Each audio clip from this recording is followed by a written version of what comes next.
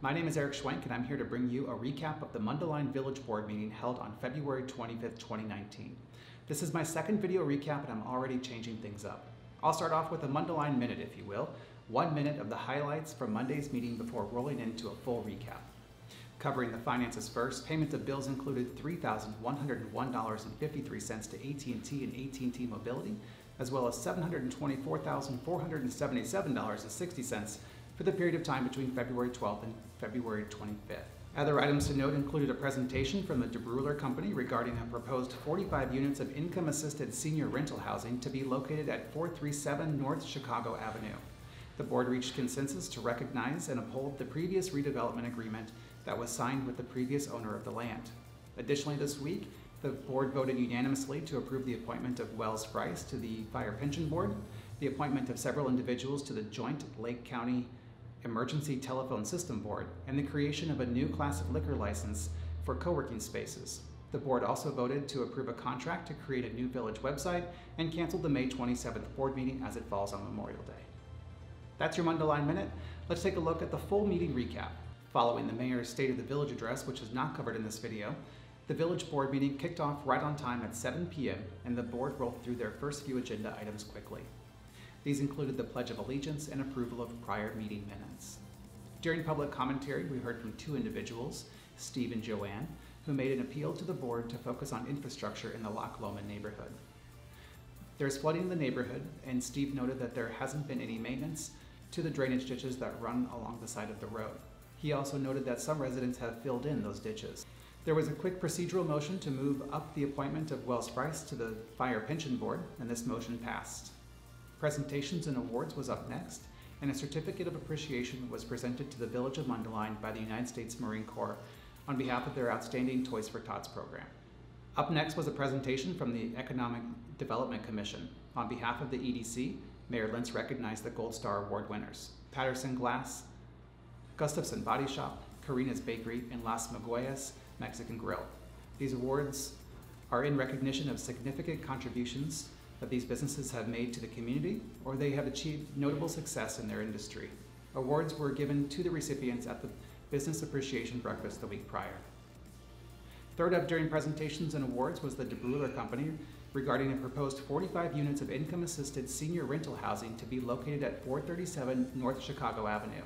The property will be developed with one large 4-story building with surface parking. The units will include a mix of 1 and 2 bedroom units. There was quite a bit of conversation between the company's representatives and the board, including the village's attorney, regarding a previous redevelopment agreement that is in place on that property.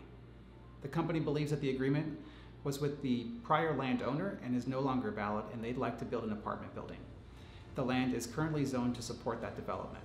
The village, with the 5 trustees affirming, voted to recognize the redevelopment agreement as valid. The mayor urged the company to return with a proposal that recognized the previous agreement to build 27 townhomes. With no public hearings, the board moved on to the mayor's report with a motion canceling the May 27, 2019 village board meeting as it falls on Memorial Day, and has authorized the village administrator to approve payment of bills between May 14th and May 27, 2019.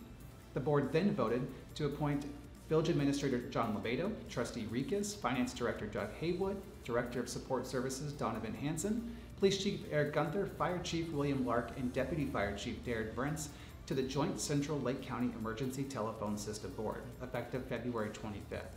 This group will further work to consolidate emergency dispatch centers across Lake County. The mayor mentioned that there are currently 20 centers for 53 communities in Lake County. The next motions moved rather quickly. The board voted to create a new liquor license class N2 to support co-working spaces in Mundelein. Next was a motion to authorize the village staff to request proposals for real estate brokerage services for the property located at 927 Tower Road. The next motion grants the mayor the authority to sign a stipulation and settlement agreement for the property at 101 East Maple. This is the Josephson Company property or recycling center that has been in the news lately. The village started the eminent domain process on this property, and the settlement for $1.37 million will settle this case. The board also voted to approve a contract for website redesign, maintenance, hosting, and licensing.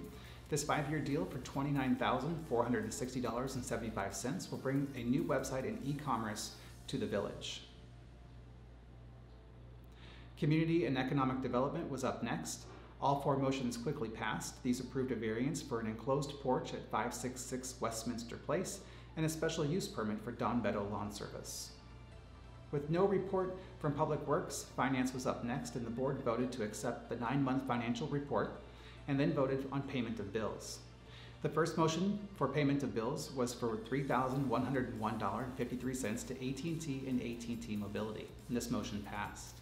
The second motion was for $724,477.60. This included bills during the period between February 12th and February 25th, and this motion passed too.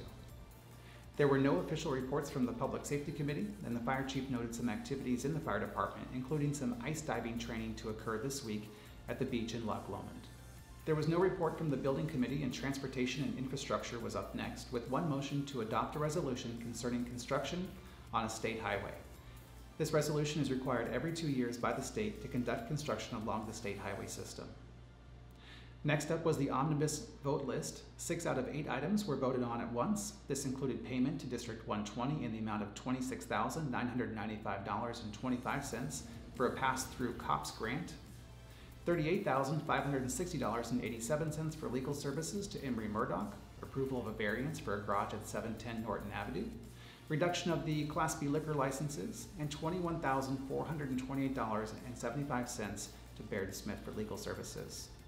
One item pulled to discuss concerned new vinyl flooring after flooding at the Anatole building. Trustee Simple pulled this motion to highlight that this flood occurred after a pipe broke or a pump failed, and that this is similar to damage that some homeowners see at times. He also noted that Carpet Corner is a local business, and I thank the village for shopping local and keeping their money right here in our town. Trustee Abernathy pulled a motion concerning an appropriation of $1 million in motor fuel tax revenue. The motion referenced an attached list of streets, but there was no attached list. Adam Boucher, the Director of Public Works, verbally provided the areas to be resurfaced and noted he would send the list. After some discussion, that motion passed. There were no reports from the village administrator, attorney, or clerk, and with no need for an executive session, the village board meeting adjourned at 8:39 p.m. I hope you found this video useful, and I welcome any feedback to make them even better. It's important that the residents and constituents in our village know the happenings in our town's government, even if they don't have time to watch an hour or two worth of video.